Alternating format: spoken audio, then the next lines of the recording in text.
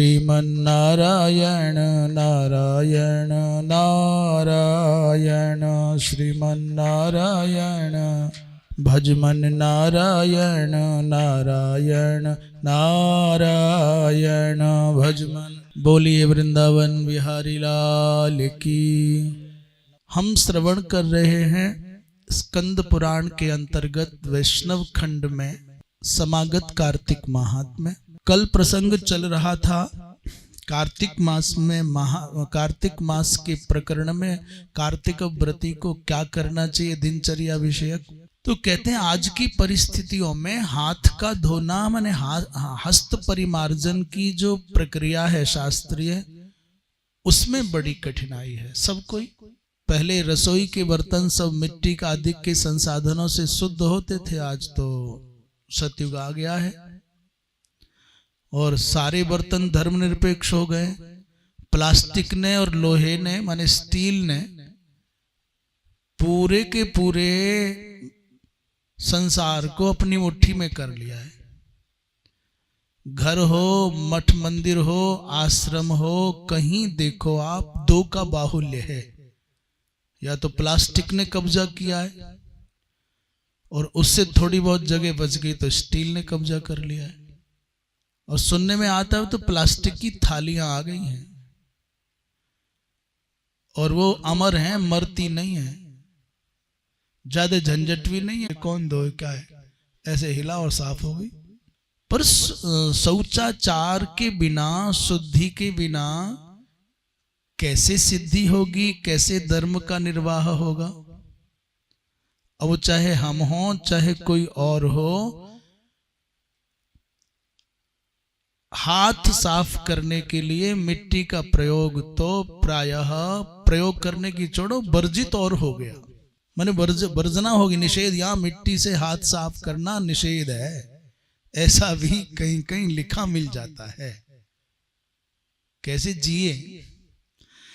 तो बोले इन परिस्थितियों में ही रास्ते निकालने हैं। बचाव के रूप में हम देखते हैं जो वर्तमान काल में श्रेष्ठ महापुरुष हैं वो मध्य मध्य में मार्गदर्शन करते हैं कि एक मुल्तानी मिट्टी का चूर्ण आता है, उसका प्रयोग कर लिया जाए, अथवा अल्प मात्रा में शुद्ध मृत्तिका लेकर उसमें जो पाउडर आदि आते हैं आजकल, सर्फ आदि मिला दिया कुछ, तो वो अल्प मात्रा का मृत्तिका प्रयोग होगा और स्वच्छता ठीक हो जाएगी। ऐसे बड़ी बात तो यह है कि जहां आपके आचार का निर्वाह न होता हो वहां रहने की आवश्यकता क्या है। पर रहना परिस्थिति ऐसी हो कि रहना मजबूरी है तो शोधित मिट्टी में फेनक चूर्ण मिला दो, माने सर्फ आदि चूर्ण मिला दो, उससे काम चलाओ, अथवा मुल्तानी मिट्टी आदि का प्रयोग कर लें। गंध लेप क्षयकरम मृत्तिका शौच माचरेत। मृत्तिका का प्रयोग क्यों होना चाहिए कि उसका उद्देश्य ये नहीं है कि आपने अपने हाथों को साफ कर लिया तो धोने से भी साफ जैसे ही दिखते हैं। पर शास्त्रकार कहते हैं कि जब तक मलादिक की गंध की निवृत्ति न हो तब तक शुद्धि नहीं मानी जाती। इसलिए स्थूल मान से शास्त्रों ने ब्रह्मचारी के लिए कुछ पृथक पद्धति बताई, गृहस्थ के लिए कुछ पृथक बताई, और वानप्रस्थ के लिए कुछ और सन्यासी के लिए कुछ और। उसमें भी मार्ग में कुछ और शुद्धि का प्रकार है और रात्रि में कुछ और। तो संक्षेप में जैसे मान लीजिए गृहस्थ के लिए कहा कि मनुष्य को अपने हाथों का शोधन करने के लिए बाएं हाथ को पहले 10 बार मिट्टी से शुद्ध करे। और जानते हैं ब्रह्मचारी के लिए दुगना है, बताना कितनी बार, बोलो कितना, 20 बार। और वानप्रस्थ के लिए उससे भी और अधिक, कितना, बोले 30 बार। और सन्यासी के लिए कितना, भी तो एक हाथ की बात चल रही है, 40 बार। बाएं हाथ को 10 बार शोधन करना है, पर रात्रि में उससे अर्थात गृहस्थियों के लिए कह रहे हैं पहले, तो 10 बार यदि दिन में शोधन करना है, रात्रि में हो तो 5 बार से शास्त्र कहता है निर्वाह हो जाएगा। कहते हैं यदि मार्ग में हो, यात्रा में हो, तो उससे भी आधे से काम चल जाएगा, लगभग 2.5-3 बार। तदर्धम रात्रौ और तदर्धम मार्गे। इसका तात्पर्य हुआ कि ब्रह्मचर्य आश्रम में 20 बार यदि आपने दिन में शोधन किया तो रात्रि में 10 बार करना होगा। मार्ग में कम से भी कम 5 बार तो फिर भी शुद्धि करनी होगी। फिर कहते हैं दोनों हाथों को शोधन करने के लिए गृहस्थी को 7 बार धोना चाहिए। दोनों, जैसे क्या वो एक बाएं हाथ को मिट्टी डाल करके धोते जाते हैं और फिर दोनों हाथों को 7 बार मिट्टी से, और फिर पैरों में मिट्टी लगावे तो 3 बार, पात्रादिक मार्जन के लिए अलग, ये जो विधि है। उससे पहले मलेंद्रिय मूत्रेंद्रिय के शोधन के लिए भी उपदेश है। परंतु ये जो व्यवस्था है ये गृहस्थ के लिए कही, तद द्विगुणितम ब्रह्मचारिणाम, दुगनी ब्रह्मचारी के लिए है। अर्थात 20 बार बायां हाथ, 14 बार दायां हाथ, 14 बार दोनों हाथ, और 3 दूनी 6 बार पैर, और अन्य जो भी शुद्धि के प्रकार है। और तद उससे और अधिक बोले वानप्रस्थ के लिए तत्चतुर्गुणम माने सन्यासी नाम। फिर बता दिया रात्रि में उसका आधा शौच का प्रकार है और मार्ग में उससे भी आधे का। ट्रेन आदि में आजकल हैं तो मृत्तिका ले जाओ तो अति अल्प मात्रा में काम चल जाए।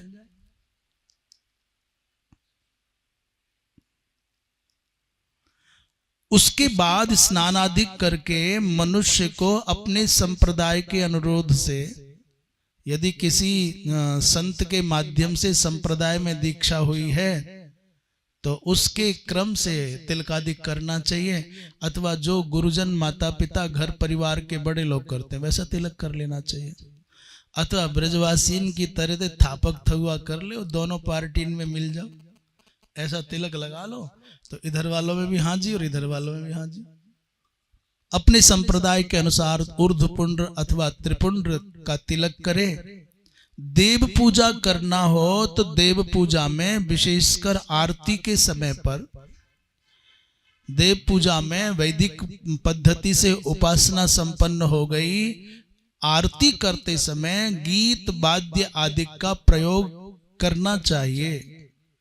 सनत कुमार संहिता में वर्णन आता है कि भगवान विष्णु का मंदिर यदि नहीं मिले तो भगवान शंकर के मंदिर में जाके कार्तिक की पूजा करो, और ये दोनों मंदिर ना मिले तो भगवती दुर्गा का मंदिर हो उसमें करो, और वो भी ना मिले तो भगवान गणेश का मंदिर हो उसमें जाके करो, और वो भी ना मिले तो सूर्य मंदिर में करो, और मंदिर ना ही मिले कोई भी तो पीपल के वृक्ष में भावना करके भगवान की कार्तिक की पूजा करो। फिर बाधा आ गई, आप तो कहते हो शनिवार मात्र को स्पर्श करके पूजा होगा, तो बाकी दिनों में स्पर्श के बिना कर लो। कार्तिक की पूजा तो नित्य करनी है, पर स्पर्श करने का स्पष्ट उल्लेख केवल शनिवार को है। और यदि मान लीजिए आपको पीपल का वृक्ष भी प्राप्त ना हो तो गौशाला में जाकर के कार्तिक पूजा संपन्न करो, और यदि गौशाला भी उपलब्ध ना हो तो नदी तट पर चले जाओ और वहीं जल में समग्र देवत्व की भावना करके नदी के किनारे पूजा करो। इतने विकल्प दिए गए हैं। कुछ लोग कहते हैं, कुछ आचार्य कहते हैं कि भाई भगवान विष्णु के मंदिर में भी, भगवान विष्णु की सन्निधि में भी तांडव नृत्य के माध्यम से भगवान को मनाया जा सकता है। केवल भगवान शंकर को ही तांडव से प्रसन्न नहीं किया जाता। अर्थात हमारे सनातन धर्म में भक्ति पथ में चलते हुए गायन का, वादन का, नर्तन का बहुत महत्व है। जो नृत्य का निषेध किया जाता है कि नाचो मत, वो कथा आदि के लिए है, सार्वजनिक स्थान के लिए है। वैवाहिक महोत्सवों में माताएं बहनें बाहर ना नाचें, अपने परिकर में जहां मातृमंडल हो वहां नृत्य होना ही चाहिए।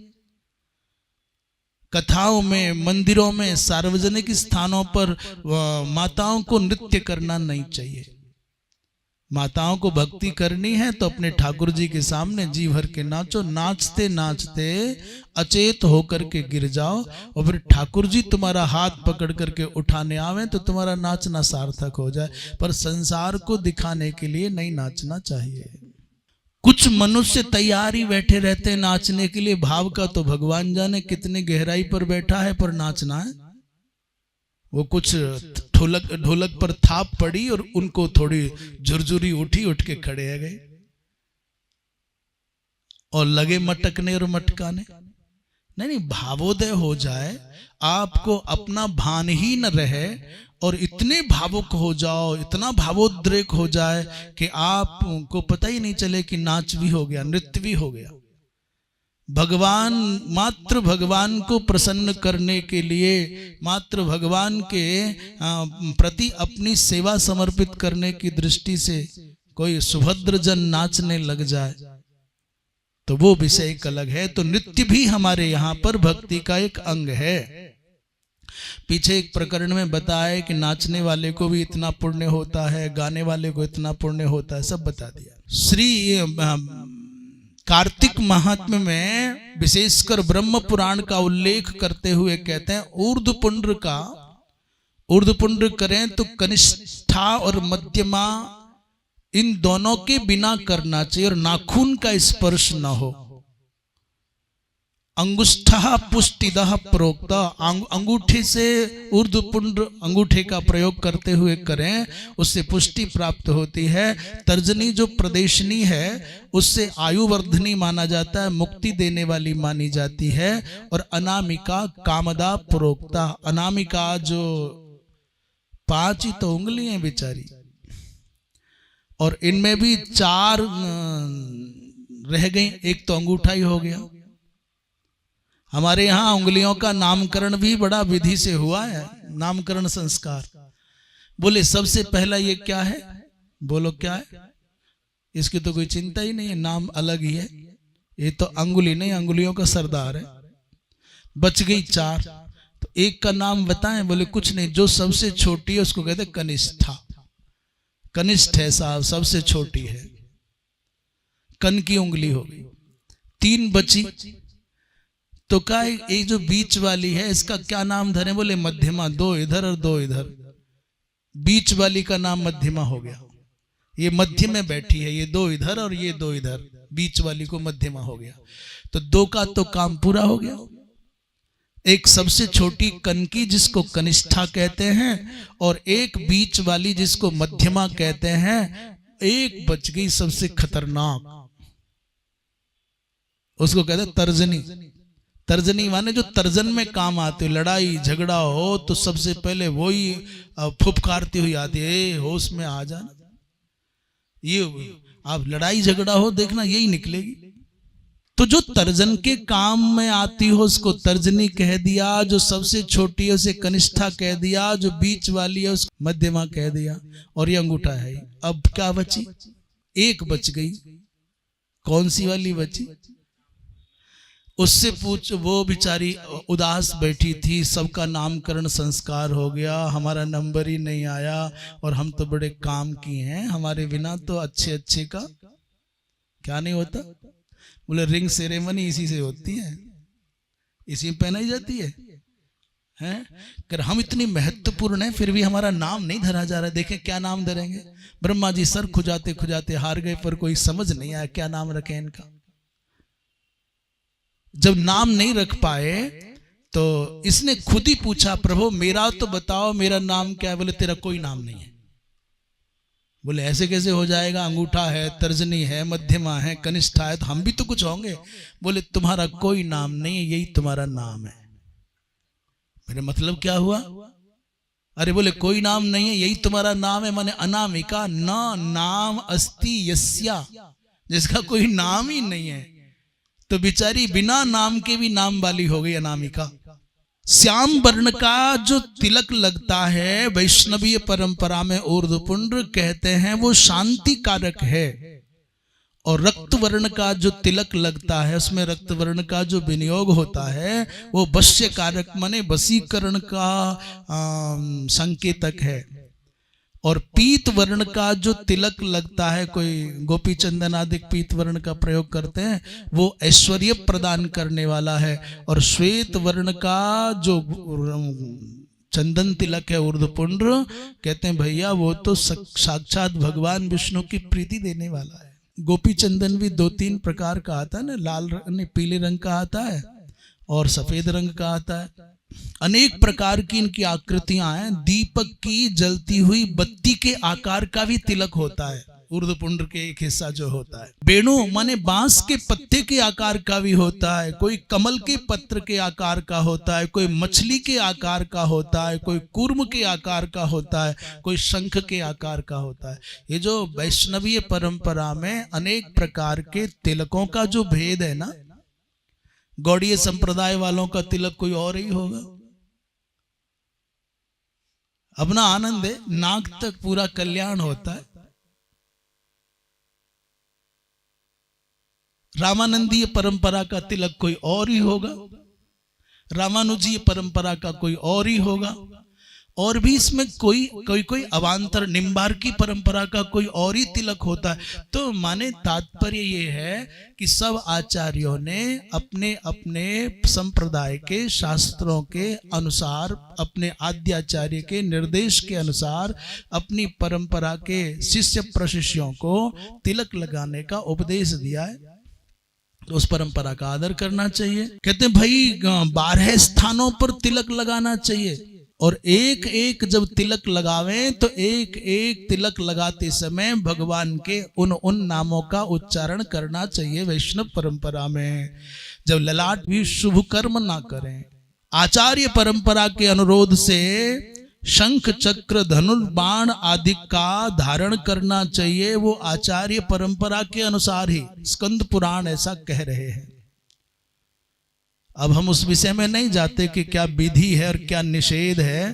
तप्त होना चाहिए कि शीत होना चाहिए कि नहीं होना चाहिए।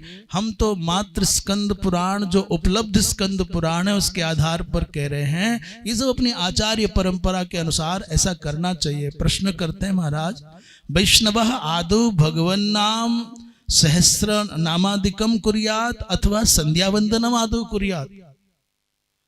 ये भी सब प्रकरण उन्हीं के लिए, द्विज मात्र के लिए चल रहे हैं। आजकल बड़ा चलन ऐसा है कि नहीं, संध्या वंदन की आवश्यकता नहीं महसूस की जा रही, नहीं मानी जा रही है। पर गुरु मंत्र जप लो, धूप बत्ती जला दो, अगरबत्ती जला दो और बात बन गई। अथवा नाम जप मात्र से सब काम हो जाएगा। बोले श्राद्ध के जगह पर भी नाम जप लो, पितृ तर्पण की जगह पर भी नाम जप लो, यज्ञ करना बोले नाम जप लो। तो ऐसा ना करो, रोटी खानी बोले नहीं नाम ही जप लो, बच्चे बच्ची करने बोले नाम ही जप लो। जैसे जीवन के निर्वाह के लिए प्रत्येक क्षेत्र की क्रियाओं का अपना स्वतंत्र महत्व है, यज्ञ का अपना महत्व है। कोई मना नहीं करता कि यज्ञ करता भगवान नाम न जपे। अभी तो यज्ञ यागादिक करने के बाद भी सबसे अंत में क्या कहा जाता, यदक्षर पदभ्रष्टम मात्राहीनम चेद भवेत तत्सर्वम क्षम्यताम देव प्रसीद परमेश्वर। ये प्रार्थना के बाद कहते हैं नाम अंत में क्या, विष्णु भगवान विष्णु यस्य स्मृत्या च नामोक्त्या तपो यज्ञ क्रियादिषु न्यूनम संपूर्णताम याति सद्यो वंदे तमच्युतम विष्णवे नमः विष्णवे नमः विष्णवे नमः। माने यज्ञ करो, आप अनुष्ठान करो, जप करो, तप करो, देव पूजा करो, कुछ भी करने के बाद में बिना किसी पूर्वाग्रह के, बिना किसी हट के, प्रत्येक साधक कहता है कि सब कुछ करने के बाद भगवान विष्णु का नामस्मरण करोगे तो जो न्यूनता रहने की संभावना हो गई है वो पूर्ण हो जाएगी। कौन मना करता है कि नाम जप ना करो? नाम जप तो अनुष्ठान का, साधना का अविभाज्य अंग है, परंतु किसी दूसरी क्रिया का विच्छेदन करके आप ऐसा नहीं कर सकते। भोजन का काम भोजन से ही होगा, स्नान का काम स्नान की विधि से ही होगा, श्राद्ध का कार्य श्राद्ध की विधि से ही होगा, विवाह का कार्य विवाह की पद्धति से ही होगा। अब हर बात में आप श्राद्ध का खंडन कर जाओ, तर्पण का खंडन कर जाओ, यज्ञ की आवश्यकता नहीं है, सूर्य ग्रहण चंद्र ग्रहण के आसूच काल के नियमों की आवश्यकता नहीं, कैसे चलेगा भैया? हमारे तो बड़ी विनम्रता से, बड़ी बहुत श्रद्धा भाव के साथ में जितने भी परमाचार्य बनकर के आजकल उपदेश दे रहे हैं, सबसे ये निवेदन है कि शास्त्रों के सिद्धांतों का हनन किए बिना अपने मन की बातें कहो ना, कौन रोकता है तुमको? यद्यपि स्वतंत्र भारत है, सबको बोलने की स्वतंत्रता है, करने की स्वतंत्रता है, कौन रोक रहा है किसी को? पर भगवान ने आपको बोलने के योग्य बनाया है और भगवान ने आपको सुनने के लिए बहुत अच्छे लोग दिए हैं, तो वही सुनाओ जो शास्त्रों में उल्लिखित है। आप आज हैं, कल नहीं रहेंगे, आप कल नहीं थे। बड़े बड़े धुरंधर आए जिनको लाखों लोग सुनते थे, आज वो नहीं है। बड़े बड़े धुरंधर हैं जिनको लाखों लोग सुन रहे हैं, और फिर कल भी ऐसा ही होगा। हम आज हैं, कल नहीं रहेंगे, कल नहीं थे। तो आज जब हमको कल दोनों माने बीते और आने वाले कल में हम रहना नहीं है हमको, तो आज के समय पर हम शास्त्र की बात कहें, शास्त्र शाश्वत हैं, वो थे भी, हैं भी और रहेंगे भी। हम किसी काल के गाल के किस कोने में समा जाएंगे? 100-200 साल, 400, 600, 1000 साल मान लो जिंदा रह गए आप, उसके बाद। इसलिए प्रत्येक प्रतिभाशाली, प्रत्येक प्रभुत्व संपन्न जिसको भगवान ने थोड़ा महत्व दिया है, गुरुत्व दिया है, प्रतिष्ठा दी है, जिसका अनुवर्तन करने वाले लोगों की संख्या बड़ी है, उसको अपनी मनमाने के स्थान पर, अपनी बुद्धिमानी के स्थान पर शास्त्र वाणी का आश्रय लेना चाहिए। ये मेरी वाणी है, ये मेरा विचार है, इसका कोई मूल्य नहीं है। शास्त्रों में ऐसा उल्लेख है, ऐसा कह करके अपनी बात कहनी चाहिए। हम कहते हैं इसका तो कोई मूल्य है ही नहीं। और जिस विषय में आपको ज्ञान नहीं है, जिस विषय में आपका प्रवेश नहीं है, धर्मशास्त्रादि विषयों को आपने पढ़ा नहीं है, तो पढ़ो ना भाई, तब प्रश्नों के उत्तर दो।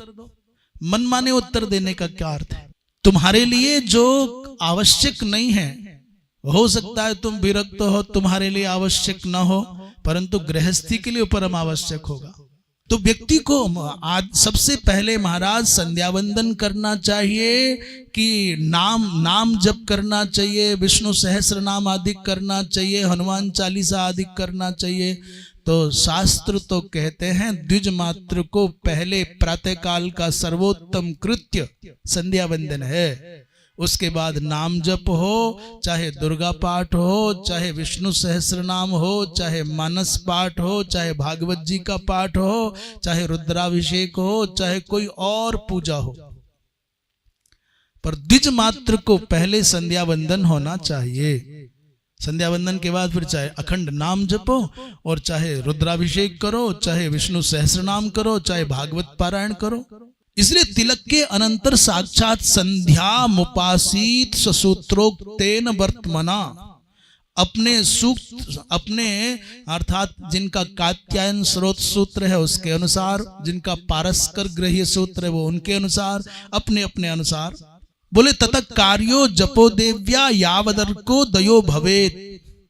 जब तक सूर्योदय हो तब तक व्यक्ति को भगवती माँ गायत्री का संध्या वंदन की प्रक्रिया का निर्वाह करते हुए जप करना चाहिए। और उसके बाद बोले विष्णो हो सहस्र नामाद्यम संध्यांते च पठेत, ततः संध्या के बाद विष्णु सहस्र नाम आदि का पाठ करे। इसलिए कोई ये कहता हो कि पहले गुरु मंत्र करेंगे फिर बाद में संध्या करेंगे, पहले ये कर लें बाद में वो करेंगे, नहीं नहीं भैया, पहले संध्या वंदन करें। द्विजों के लिए पहले यज्ञोपवीत संस्कार संपन्न जो महानुभाव हैं उनको संध्या वंदन ही पहले करना चाहिए। कार्तिक के महीने में जो व्रत करना चाहते हैं वो, और जो व्रत नहीं भी करना चाहते वो भी कुछ करें न करें, दाल खाना छोड़ दें। कार्तिके द्विदलम सर्वथा वर्ज्यम। अच्छा, एक बात अब इसमें रह गई कि माताओं के लिए क्या उनको ऊर्ध्व पुंड्र आदि करना हो तो माताओं के लिए केवल अपने मस्तिष्क पर ऊर्ध्व पुंड्र लगाने का विधान है।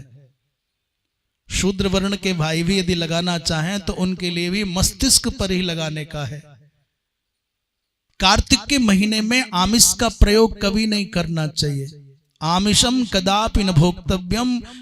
किसी भी प्रकार से किसी भी परिस्थिति में यदि आपको कुसंग के कारण ये खाने का स्वभाव बना हुआ हो तो त्याग देना चाहिए। बलि वैश्वदेव करके अभ्यागत अतिथि ब्राह्मण साधु इन सबको भोजन कराने के बाद ही भोजन करना चाहिए। मुख शुद्धि के लिए भगवान के चरणों पर अर्पित तुलसी स्वीकार करनी चाहिए। आमिष पद बड़ा व्यापक है। मांस शब्द का अर्थ केवल पशुओं का मांस मात्र नहीं है। कई लोग बहुत झमेला करते हैं, जी बैंगन क्यों ना खाएं, गाजर क्यों ना खाएं, उड़द की दाल क्यों ना खाएं।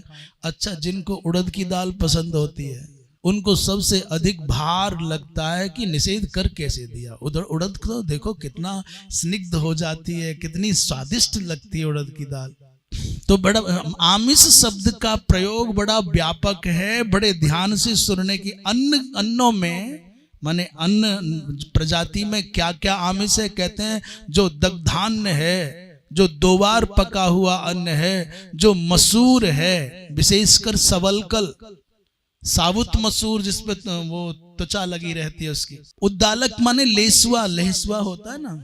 और पर्युषित माने जो बासी अन्न है, ये सब आमिष के समान माने जाते हैं। इसलिए सज्जन व्यक्ति को इनका परित्याग कर देना चाहिए। एतत् अन्नेषु आमिषत्वम भजन्ते, ये आमिष माना जाता है अन्नों में। फिर सब्जियों में क्या है आमिष? बोले सागों में वृंताक, बैंगन को सब्जियों में मांस के समान माना जाता है, आमिष है। अब हम निवेदन कर दें जिनका संबंध, अब ये जो कथा का प्रकरण है, बहुत सारे लोगों का संबंध जगन्नाथ भगवान के क्षेत्र से भी होगा। जगन्नाथ भगवान के मंदिर में प्रायः बैंगन का भोग लगता है। इसलिए जिनका विशेष संबंध, आत्मीय संबंध भगवान जगन्नाथ के साथ है, उनको हम कुछ नहीं कह रहे हैं, हम तो स्कंद पुराण की बात कर रहे हैं। इसलिए बैंगन साकों में आमिष माना जाता है। तुम्बिका, कलिंग, बिंबी फल, त्रपुस, ये साकों में आमिष माना जाता है। अब ये इतने कठिन शब्द हैं, इनका अर्थ अपने आप अनुसंधान कर लेना। पत्रों में भी कोई आमिष है। पत्र साकों में क्या? बोले एक वन तुलसी होती है, वन तुलसी, जंगल की तुलसी जिसे कहते हैं, वो भी नहीं। छत्राक माने मशरूम, और राजगिरी के पत्ते, और क्या पोस्त के पत्रे, पोस्त के पत्र होते हैं, और चक्रवर्ती कोई पत्ते होते हैं साग के जैसे, कोई और नाम होता होगा लोक भाषा में। ये सब विशेषकर छत्राक को भी आमिष माना जाता है। जैसे मांस का निषेध है, वैसे ही मशरूम जिसे कहते हैं, कुकुरमुत्ता जिसे कहते हैं, कंदों में भी आमिष माना जाता है। ग्रिंजरम माने ये जो लाल रंग की मूली है, गाजर है, पलांडू है, लहसुन है, ये कंदों में आमिष के समान माने जाते हैं। इसलिए मनुष्य को इनका परित्याग कर देना चाहिए। लोग बार बार पूछते हैं ना, साहब प्याज क्यों ना खाएं? प्याज तो औषधि है, लहसुन तो औषधि है, और ये तो इतना आवश्यक है, इतने रोगों से बचाता है। बोले बस यही नहीं कह पाते कि ये मरने नहीं देता है। कहो लहसुन और प्याज खाने पर मृत्यु ना आती ना, तो संसार मर जाता। पर प्याज लहसुन न छोड़ता हो तो अच्छा है कि बूढ़े वो भी होते जो लहसुन और प्याज के खेत में ही पैदा होते हैं। अच्छा, रोगी भी होते हैं और मरते भी हैं जो बोरियों के बीच में ही लेटे रहते हैं। खाने की बात नहीं कर रहे। तो क्यों नहीं खाना चाहिए ऐसा जो बारंबार कुतर्क पूर्वक, अश्रद्धा पूर्वक, नास्तिकता पूर्वक प्रति प्रश्न करते हैं, सब क्यों ना खाएं? उसमें क्या क्या दोष है? हम बता दें, कंदों में जो आमिष भाव है वो आमिष भाव के प्रतीक ये पलांडू और लहसुन भी हैं और गाजर भी है, इसलिए इनका और एक और कार्तिक के महीने में सूरण का प्रयोग नहीं करना चाहिए। सूरण एक कंद होता है, शाक होता है और बहुत स्वादिष्ट भी होता है, स्वास्थ्य के लिए बहुत अच्छा भी होता है, पर सूरण भी कार्तिक के महीने में वर्ज्य है। प्राण्यंगम आमिषम चूर्णम, किसी प्राणी का जो अंग है वो चूर्ण बनाया गया है किसी जीव आदि का, वो भी आमिष के समान त्याज्य है। फलों में व्रत करते हुए व्यक्ति को नींबू का प्रयोग नहीं करना चाहिए। ये फलों में नींबू जो जंबीर है ये आमिष के समान त्याज्य है। एकादशी में जो नींबू का पानी बांटते हैं ना, अरे साहब मीठा पानी बांटेंगे, नींबू डालो, ये आपने तो बना दिया और पीने वाले ने जाने बिना पी लिया। परंतु एकादशी आदि के व्रत में नींबू का पानी नहीं पीना चाहिए और ना ही पिलाना चाहिए। जो जानते नहीं है बेचारे पी जाएंगे वो तो प्यास के कारण, और उन्हें तो भंडारा चाहिए चाहे कुछ ही बटे लो। कई लोगों की तो मानसिकता होती है कि सरकार यदि घी बांटे और तुम पर डब्बा नहीं हो तो कपड़े में बांध के ले जाओ, पल्लू में बांध ले। अब ये कहते हैं ना, सरकार यदि घी दे, क्या बोलते हैं, सरकार घी दे तो नहीं सुना, सरकार घी दे तो नहीं सुना आपने, पल्लू में बांध लेना चाहिए। तो किसी ने पूछा साहब पल्लू में घी कैसे बंध जाएगा, वो तो सब बह जाएगा, निकल जाएगा। अरे बोले 10% तो बचेगा, फ्री में मिल रहा है, ले लो। सरकार के माल को तो लोग फ्री का मानते हैं, उन्हें पता नहीं है केवल देते हुए दिखाई देते हैं, ये तुम्हारी जेबों से निकालते हुए नहीं दिखाई दे रहे। संसार की कोई सरकार जो भी निशुल्क बिजली, पानी, साड़ी, धोती, टैबलेट, मोबाइल, साइकिल, फलाना डिकाना दे रही है ना, ये कौन से अपने पिताजी घर से लाए क्या? कोई कह रहा हम सिलेंडर फ्री देंगे, कोई कहेगा हम बसों में फ्री घुमाएंगे, कोई कहता है बिजली पानी फ्री देंगे, कोई कहता है अमुक फ्री। क्यों देंगे फ्री भाई? आप फ्री देना पाप है तो मैं कहता हूं फ्री लेने वाला जो ले रहा है वो महापाप है। क्या संसार में फ्री मिलता है? ये जो सरकारें हैं अपने पिताजी के घर से लेके आएंगी जो देंगी आपको। कोई पंगु है, कोई बेचारा अपंग है, कोई अक्षम है, जो चल नहीं सकता, कर नहीं सकता है, उसको देना तो कर्तव्य है शासन का भी और समाज का भी। परंतु जो ठीक है, स्वस्थ है, केवल जाति के एक वर्ग विशेष की गणना करके और वोट की राजनीति करके आप किसी वर्ग विशेष को अकर्मण्य बनाओगे, ये समाज के साथ भी खिलवाड़ है, ये मानवता के साथ भी खिलवाड़ है और ये राष्ट्र के उन्नति के साथ भी खिलवाड़ है। निशुल्क तो संसार में कुछ भी मिलता नहीं, सबके लिए कीमत चुकानी पड़ेगी। कोई कितना भी श्रेष्ठतम शासक हो, जो वोट के चक्कर में पड़ करके राष्ट्र को क्षति पहुंचाता हुआ निशुल्क कुछ बांट रहा है, वो राष्ट्र के प्रगति के पथ पर बढ़ते हुए कदमों में बेड़ी डाल रहा है। वो चाहे किसी पार्टी का हो, चाहे कोई क्यों ना हो। निशुल्क नहीं, केवल उस व्यक्ति के लिए निशुल्क रोटी की व्यवस्था हो, औषधि की व्यवस्था हो, जो कर नहीं सकता, हाथ नहीं है बेचारा, क्या करेगा, पैर नहीं है बेचारा, क्या करेगा।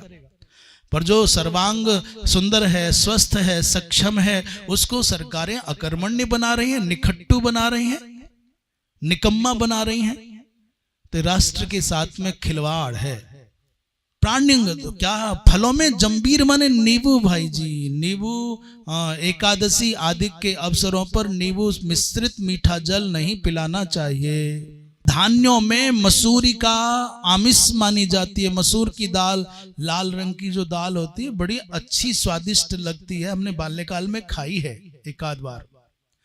फिर जब घर पता चला कि नहीं ये तो मसूर नहीं खाई जाती, तो हमने घर पर वर्जना भी देखी है, नहीं बनी, फिर पर पहले कभी खाई है, तो यही समझ में नहीं आता था कि ये क्यों निषेध है। पर ये धान्यों में मसूर आमिष माना जाता है। अन्यों अन्नों में उच्छिष्ट और पर्युषित जो अन्न है वो आमिष होता है। अजा गो महिषी क्षीर से भिन्न जो दूध है, गाय का दूध और यहाँ पर महिषी माने भैंस का दूध और अजा माने बकरी शब्द का प्रयोग कर ले, मान लीजिए। यद्यपि श्रीमद् भागवत महापुराण के अंतर्गत वंशीधर जी ने अजा शब्द का कुछ विशेष अर्थ किया है, और वहां महिषी शब्द का भी माने अजा, गौ, महिषी तीनों का अर्थ गौ ही किया है, आयु भेद से गाय अर्थ किया है। पर मान लीजिए कि यदि सामान्य अर्थ भी लगाएं तो तद भिन्न, इससे भिन्न जो दुग्ध है, गर्दभी का दूध है, ऊंटनी का दूध है, और इससे भिन्न का अर्थ चाहे कुछ मदर डेयरी का दूध, पराग का दूध, बोले सब जय जय। क्या विश्वसनीय दूध है भाइयों।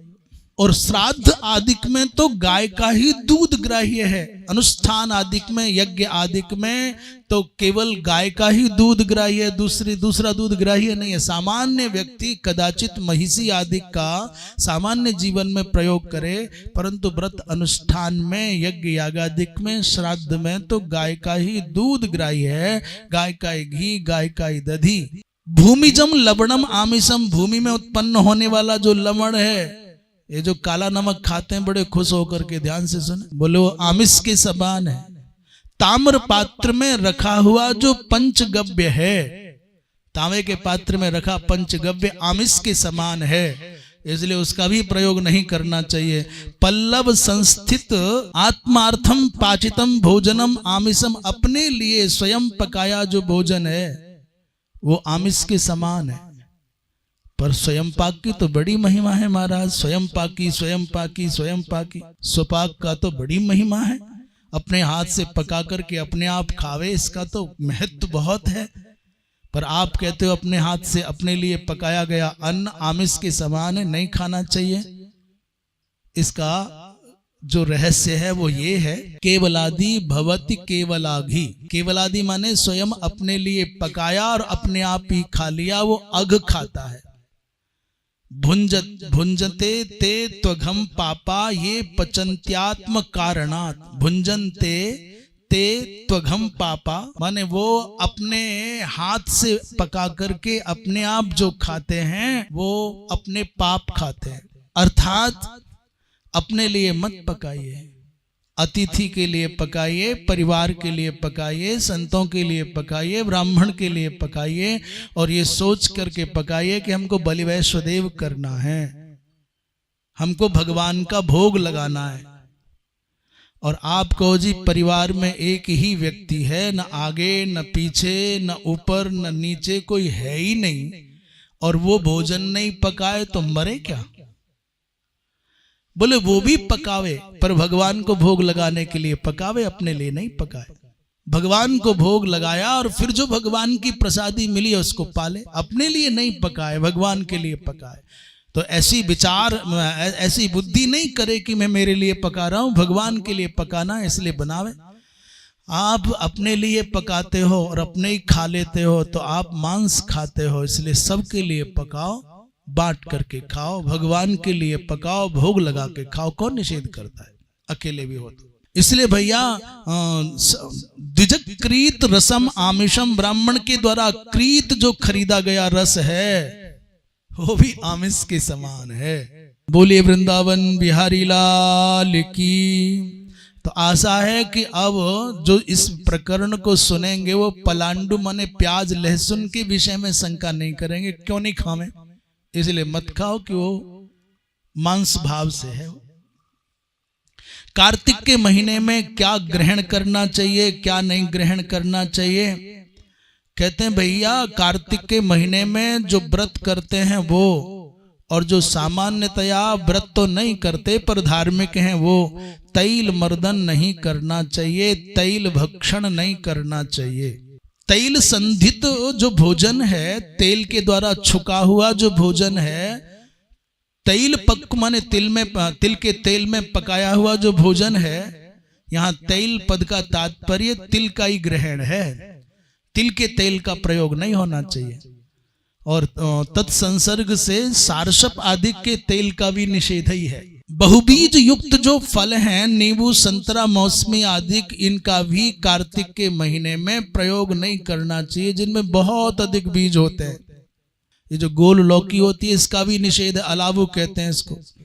गाजर भी प्रयोग नहीं, माने जो भगवान का भक्त आस्तिक है, चाहे वो शैव हो चाहे वैष्णव हो चाहे शाक्त हो, पंच देवोपासक जो सनातनी है, गाजर तो किसी को नहीं खानी चाहिए।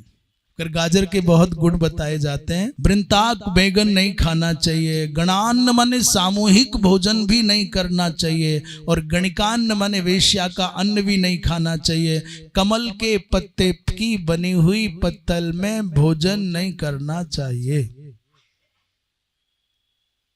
कमल के पत्ते की जो पत्तल बनती है, पुष्करेण कदाचन, पर एक विशेष बात कह रहे हैं, कार्तिक का महीना जब आवे तो मंडली बनाओ, मित्र मंडल तैयार करो, ग्रुप बनाओ, समूह बनाओ, बोले चलो पिकनिक मनाने चलेंगे। और यदि बाहर के लोग नहीं तो परिवार के लोग ही जाओ, पूरा का पूरा परिवार एक दिन वन में जाओ। कार्तिक के महीने में आंवले के वृक्ष के नीचे बैठ कर के भोजन बनाओ और किसी ब्राह्मण देवता को भी पवाओ और स्वयं भी दिन भर वहीं रहो, भगवान का भजन करो, आंवले के वृक्ष के नीचे बैठ करके भोजन करके लौटाओ। एक दिन तो महीने में क्या, वर्ष भर में कार्तिक के महीने में वन भोजन के लिए जाना ही चाहिए। वन भोजनम कुर्यात कार्तिके धात्री वृक्ष छायायाम, धात्री वृक्ष माने आंवले के वृक्ष के नीचे भोजन करना माने पहले कराओ और बाद में करना चाहिए। एक दिन का तो आपका वन विहार, वन भोजन, अरण्य भ्रमण, ये मंगल आनंद के लिए करना चाहिए। उस कदली फलम आमल की वस्त्रम शाकम अन्नम सालग्राम शिलाम च, उस दिन कार्तिक के महीने में क्या करना, बोले केला के फल, आंवला, वस्त्र, सब्जी, अन्न, शालग्राम शिला इत्यादि उत्तमोत्तम ब्राह्मण जब मिले तो उनको अर्पित करना चाहिए विनम्रता पूर्वक। बोलिए वृंदावन बिहारी लाल की। वो कहें साहब हम पका हुआ नहीं खाते, तो आमान्य माने कच्चा राशन उनको देना चाहिए, सीधा बोलते हैं जिसको। 100 ब्राह्मणों को कोई भोजन करा दे कार्तिक के महीने में तो अतुल ऐश्वर्य पाता है। कार्तिके कमलई तुलसी पत्रैर्वा, जो भगवान नारायण की पूजा 1 लक्ष कमल के पुष्पों से अथवा 1 लक्ष तुलसी पत्रों से करता है अथवा केतकी पुष्प से भगवान की पूजा करता है, उसका पुण्य कितना होगा इसका वर्णन किया नहीं जा सकता। और मान लीजिए लगता हो 1 लाख कहाँ से लाएंगे तुलसी पत्र, कहाँ से लाएंगे कमल के फूल, तो 1000 से कर लो। और 1000 भी कठिन लगता हो, 1000 कमल के फूल लाना भी कौन आसान काम है, ले भी आओ तो खिलाना कौन सा आसान काम है। घर में 2 ही लोग हों तो पूरा दिन लग जाएगा, 1000 कमल के फूल नहीं खिलेंगे। ये तो 10-20 लोगों का समूह हो तो उनको कुछ नहीं लगता। तो फिर 100 कमल के फूलों से, 100 तुलसी पत्रों से भगवान को पूज लो। और 100 भी कठिन लगता हो तो बाबा 10-10 कमल के फूल और तुलसी पत्र चढ़ा लो। और वो भी कठिन हो तो 1 ही 1 चढ़ा लो। और वो भी कठिन हो तो राम राम ही जप लो, कुछ तो करो, खाली मत बैठो। गीता पाठ करना चाहिए। और गीता पाठ का क्या फल है, बोले नालम बक्तुम वर्ष शतैरपि, उसका फल क्या है 100 वर्षों तक भी बताया जाए तो संभव नहीं है। एकादशी निर्जला करे अथवा सजला ही करे, गंगा जल पी करके करे अथवा दूध पी करके करे अथवा फल खा करके करे, पर फलाहार करके ही करे, फुलाहार के साथ ना करे। पर नाम केवल विचारे का फलाहार है, थाली में फल नाम की कोई चीज नहीं। क्या बोले फलाहार, और थाली में कहाँ है, बोले अंगूर भी नहीं मिलेगा एक। क्या है, बोले आलू की पकौड़ी है, राजगिरा का हलवा है, कुट्टू की पूड़ी है, 4 प्रकार की सब्जी है और न जाने कौन कौन सी खिचड़ी है। फिर फलाहार कहाँ है, इसमें फल कहाँ है, बोले वो छोड़, वही फलाहार है।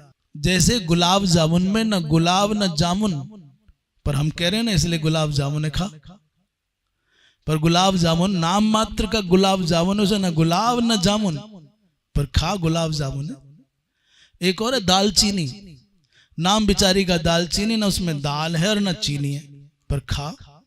ऐसे ही नाम फलाहार है पर थाली फुल भरी हुई है जिसमें फल नाम की कोई चीज नहीं। सामान्य दिन में कैलोरी की दृष्टि से व्यक्ति कितना खाएगा रोटी दाल चावल, परंतु वही सामान्य भोजन करने वाला एकादशी के नाम पर ठूस ठूस करके शेयर मार्केट के सूचकांक की तरह से एक दिन में ही हाई पहुंच जाता है। मशीन भी, जो पाचन तंत्र की मशीनरी है, वो भी त्राही त्राही करने लग जाती है कूटू को पचाते पचाते। बोलिए वृंदावन बिहारी लाल की। एकादशी को निर्जल व्रत करे तो बहुत उत्तम, माने कार्तिक के महीने का उल्लेख चल रहा है, और नहीं हो तो सात्विकता से एक बार फल आदिक लेकर के, दूध आदिक लेकर के कर ले। भगवान को नैवेद्य अर्पित करे। कहते भैया भगवान को नैवेद्य अर्पित करते समय ये भाव करे कि भगवान प्रसाद पा रहे हैं। घंटा वादन करे। जो पूजा के समय भगवान को स्नान के समय, पूजा के समय, स्नान के समय, चंदन अर्पित करते समय, आरती के समय और अभिषेक के समय और नैवेद्य अर्पित करते समय जो घंटा बजाते हैं, भगवान को उस घंटा वादन से असीम तृप्ति का अनुभव होता है, बड़ी प्रसन्नता होती है। घंटा बजाना कोई ऐसा ही नहीं है कि मनमाना कर दिया है, शास्त्रों में उल्लेख है। पर भाई एक बात विशेष रूप से सुन लीजिए, कार्तिक के महीने में व्रत करना है अथवा आत्मोद्धार की अभिलाषा है तो कभी भी वैष्णव की निंदा नहीं करनी चाहिए। जो वैष्णवों की निंदा करते हैं वो मूढ़ पितरों के सहित महारौरव नाम के नरक में गिरते हैं। भगवत भक्तों को देख करके, भगवान के भक्तों को देख करके, वैष्णवों को देख करके, ब्राह्मण को देख करके जो प्रणाम नहीं करता है, जो विनम्रता पूर्वक उनके सम्मुख जाकर के प्रणाम नहीं करता, उसके 12 वर्ष की पूजा का फल भगवान हरण कर लेते हैं। इसलिए भैया सावधान होकर के भगवान के भक्तों के साथ व्यवहार करना चाहिए। भगवान की परिक्रमा करे, दंडवत प्रणाम करे, तुलसी मूल की मिट्टी को अपने माथे पर तिलक के रूप में लगाए तो उसके माथे पर लगी हुई तुलसी के मूल की मृत्तिका को देख करके यमदूत दूर से ही भाग जाते, पास नहीं आते। शाकंबा लवणम बापी यत् किंचित बा भविष्यति तद्देयम कार्तिके मासी प्रीत्यर्थम सार्ग धनवना। कह रहे हैं कार्तिक का महीना बिना दिए नहीं जाना चाहिए, खाली नहीं जाना। किसी ने कहा साहब हम पे तो कुछ भी नहीं, हम पैसा वाले नहीं हैं, बहुत गरीब आदमी हैं। और आजकल जो गरीब हैं उनके हाथ में भी 20-25 हजार का मोबाइल होता है। बहुत गरीब आदमी के हाथ में भी पैसा नहीं है, गरीब है, बहुत मुश्किल से समय कट रहा है, तो भी मोबाइल होता है। महाराज कह के कछु है ही नहीं, हम पे कहा करें। प्रयाग में संभवतः 2001 की घटना है। पूज्य गुरुदेव भगवान वीरव्रती श्री प्रबल जी महाराज अपने आवास के बाहर धूना लगाए बड़े आराम से तखत पर बैठे। कोई कुछ कहता था, कोई कुछ कहता था, आग के चारों तरफ लोग बैठे। तब एक बुढ़िया मैया आई, अभी कहाँ की जहाँ की भी रही होगी महाराज, जो करपात्री जी महाराज को है, हाँ जी महाराज को निकाई, उनका भंडारा है, हाँ उनका भंडारा है, तो हम कुछ सेवा करना चाहते हैं, बहुत गरीब है, हम पर कुछ है नहीं। अब हमको ठीक से संख्या का स्मरण नहीं कि वो द्रव्य कितना था, पर कम था। बूढ़ी सी माता ने अपनी धोती के पल्लू, जो कोना होता उसमें बंधे रहते हैं, पहले गांव की माताएं अपने पल्लू में बांध लेती थी, उसने उसमें से कुछ तोड़े मुड़े से नोट 1-2 और कोई खुले पैसे निकाले। महाराज भंडारा।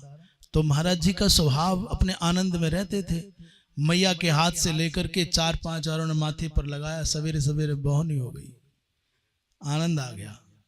माँ माई तेरा भंडारा हो जाएगा, हाँ माई हो जाएगा भंडारा। हम वहीं थे, अभी हम वहां की सब व्यवस्थाओं को देख रहे हैं। हजारों लोगों का भोजन तो एक एक पंक्ति में हो जाता है। दिन भर में कितने लोग भोजन करते हैं, इतना बड़ा परिसर है, इतना पंडाल है, ये सब टोटल मैं ऐसा समझता हूं कि वो सब मिलाकर के पैसे 50 रुपए नहीं होंगे। मैं 10 थे कि 20 थे भगवान जाने, मुझे नहीं पता है, पर इतना तो समझ में आ ही रहा है कि ये बहुत पैसे नहीं है, बहुत कम है। और महाराज बड़े मगन हो रहे हैं, और उन्होंने उसी समय वो पैसा देकर के किसी को कहा कि जाओ इसका नमक लेके आओ, और आज सब्जी जो बनेगी उसमें यही नमक पड़ेगा। माई तेरा भंडारा हो गया। माने पूज्य महाराज श्री ने कहा कि माई आज के दिन तेरा भंडारा होगा, और मात्र उतने धन से क्या हो सकता है, क्या लाया जाएगा। एक व्यक्ति चिंता करेगा, परेशान होगा, कुछ बोलेगा, पर नमक मंगा करके सब्जी में डलवा दिया, हो गया भंडारा। किसने कहा कि तुम दूध लाओ, रबड़ी लाओ, रसगुल्ला लाओ। अभाव की बात सोचने वाला कभी भी अपने जीवन में किसी को दे नहीं सकता, और स्वभाव देने का है तो उसको लघुता का अनुभव नहीं होता, अभाव का दर्शन ही नहीं होता। कौन कहता है कि रबड़ी ही खिलाना है, तुम पर नहीं है तो नमक के मात्र। यहां लिख रहे हैं शाकम बा लवणम बापी। आप 1000 लोगों का भंडारा नहीं कर सकते, 100 लोगों को नहीं खिला सकते, 10 को नहीं खिला सकते, 2 को भी नहीं खिला सकते, तो बाबा सब्जी तो दे ही सकते हो। और बाजार से लाना संभव नहीं है तो खेत में से कहीं जो तात्कालिक, जो जैसे वो दिन कार्तिक का महीना माने बथुआ आदि का जाता है, बथुआ तोड़ करके ला करके किसी को दे दो, अथवा सब्जी बाजार से लाके, जो भी संसाधन जैसी सामर्थ्य है। परंतु कार्तिक का महीना खाली नहीं जाना चाहिए। वो मैं हूं चाहे कोई और हो। कोई ये कहे कि हम साधु हैं, हम कहां से करें। अरे भाई, और भी तो खर्चों के लिए तुमको संसाधन आते हैं ना, और भी तुम्हारी आवश्यकताओं की आपूर्ति के लिए तो कहीं ना कहीं से आवक है ना, और भी तो कहीं से निकाल करके अन्य खर्चों में आप लगाते हो। इसलिए प्रत्येक व्यक्ति को कार्तिक के महीने में आत्मोद्धार के लिए, साधु ये ना सोच ले कि मेरा तो ठेका है, मुझे लूंगा ही लूंगा, मेरा देने से क्या संबंध है। साधु ये मन में ना सोचे कि मैं क्यों दूं, ब्राह्मण ये ना सोचे कि मेरा क्या मतलब देने का, मेरा तो हाथ फैलाने का। नहीं नहीं, सबको, जिसके पास भी कुछ है उसको अपने उपलब्ध संसाधनों में से दूसरों को देने की वृत्ति बनाना चाहिए। भले ही शाक ही हो, भले ही नमक ही हो, यत् किंचित बा भविष्यति तद्देयम कार्तिके मासी प्रीत्यर्थम सार्ग धनवना, देना ही चाहिए। और कार्तिक के महीने में एक और प्रसिद्धि है, शास्त्रोक्त प्रसिद्धि है। 1 महीने के लिए व्यक्ति अपने किसी अत्यंत इष्ट पदार्थ का परित्याग करता है। साहब मुझे बहुत प्रिय सेब है, मैंने सेब छोड़ दिया, मैं केला पूरे महीने नहीं खाऊंगा, मैं दूध नहीं लूंगा।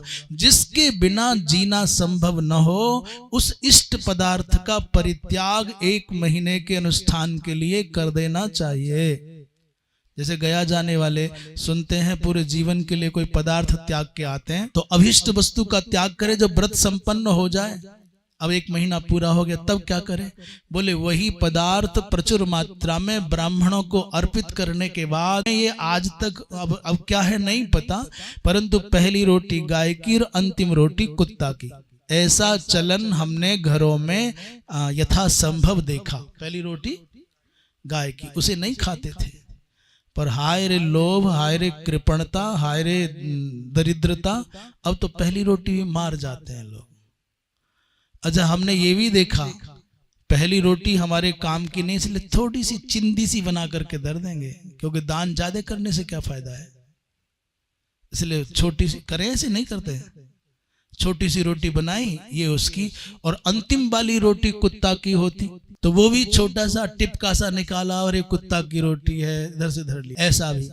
पर उस वृत्ति को नमस्कार है। ये मत देखो कि छोटी टिप्पणी बनाई, छोटी सी टिकनी बनाई, रोटी छोटी बनाई।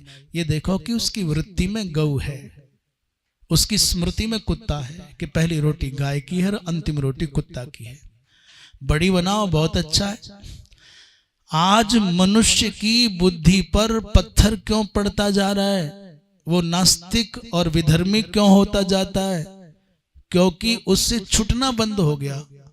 पहली रोटी गाय को नहीं दे रहा, गाय की रोटी खा रहा है। अंतिम रोटी कुत्ता की है, कुत्ता को नहीं देता, खुद ही खाता है। तो जो अपने बच्चों को माताएं, अपने पतिदेव को माताएं पहली रोटी खाने को देती हैं, वो अपने बच्चों को और पतिदेव को बैल जैसा बनाना चाहती हैं।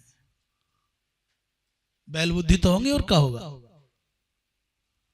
और जो अंतिम रोटी देती हैं, ध्यान रखना, आगे कुछ नहीं कहेंगे, बाकी अर्थ अपने आप लगा लो। जो अपने बच्चों को, अपने पतिदेव को अंतिम रोटी देगा खाने को, वो अपने बच्चों को क्या बनाना चाहता है, हम नहीं कहेंगे। इसलिए आश्रम में भी ध्यान रखा जाए, पहली रोटी गौ माता की और अंतिम रोटी बलिवैश्य देव की जो प्रथा है, जो परंपरा, उसका उद्देश्य यही है। उसमें काग बलि, स्वान बलि, गो बलि सब निकाला जाता है, पिपीली का बलि निकाला जाता है। हमारे जीवन में जो हमारे लिए हमारे उपभोग के साधन हैं, उनमें कौआ का हिस्सा है, कुत्ता का हिस्सा है, पिपीली का माने चींटी का हिस्सा है, उसमें गाय का हिस्सा है, उसमें संत का, अतिथि का, अभ्यागत का, याचक का, बुभुक्षु माने भूखे का हिस्सा है, सबका हिस्सा है। और सबको खिलाने के बाद फिर खाना है। ये है बलि वैष्णोदेव का मतलब। आता है ना, सब आता अतिथि के लिए, ये भूतों के लिए, ये जल के लिए, वरुण के लिए, अग्नि के लिए, सब देवताओं के लिए। बोलिए वृंदावन बिहारी लाल की। गोग्रास भैया अवश्य निकालना चाहिए, कार्तिक के लिए नहीं, ये तो पूरे जीवन के लिए है। पर कदाचित कोई पहले चूक गया है तो कार्तिक व्रती बिल्कुल न चूके। मंदिर का मार्जन करना, मेरा मंदिर कि तेरा मंदिर, इसका मंदिर कि उसका मंदिर, छोटा मंदिर कि बड़ा मंदिर, ये मत चक्कर में पड़ो।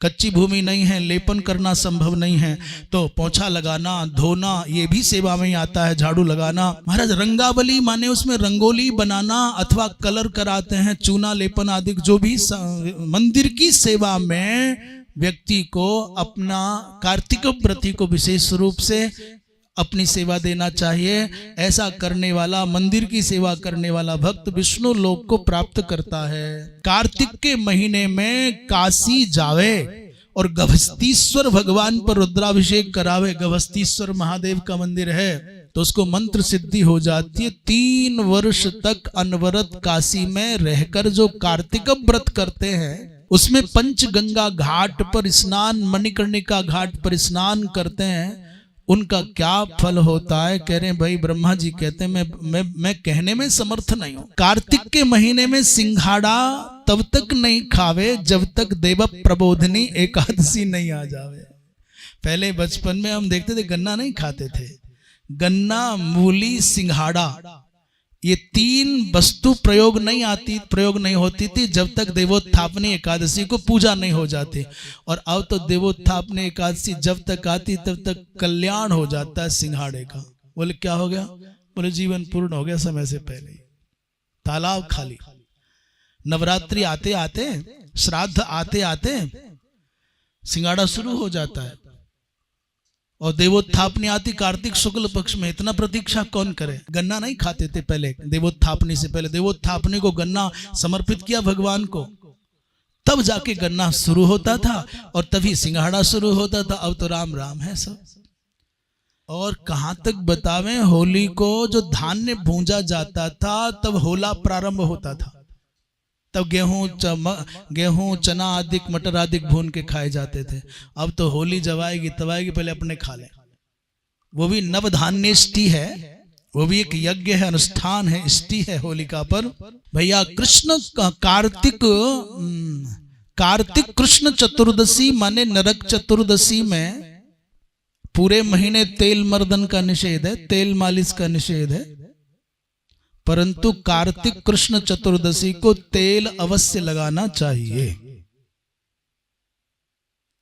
माने छोटी दीपावली को। उसको नरक चतुर्दशी कहते हैं। उस दिन व्रते अन्येषु दिवसेषु कार्तिके, अन्य दिनों में कार्तिक में तैल मर्दन का निषेध, परंतु नरकस्य चतुर्दश्याम तैलाभ्यंगं च कारयेत, अन्यत्र कार्तिके मासी तैल स्नानम विवर्जयेत। अर्थात कार्तिक कृष्ण चतुर्दशी को अवश्य प्रत्येक व्यक्ति को तैल मालिश करके ही स्नान करना चाहिए। जो सोचता है कि नहीं करें, अरे क्या, तो उसको दोष लगता है। शास्त्रोक्त विधि का पालन करना चाहिए। कार्तिक के महीने में दीपदान करने की क्या महिमा है, इसके विषय में कल चर्चा करेंगे। वृंदावन बिहारी लाल की। श्रीमन्नारायण नारायण नारायण श्रीमन्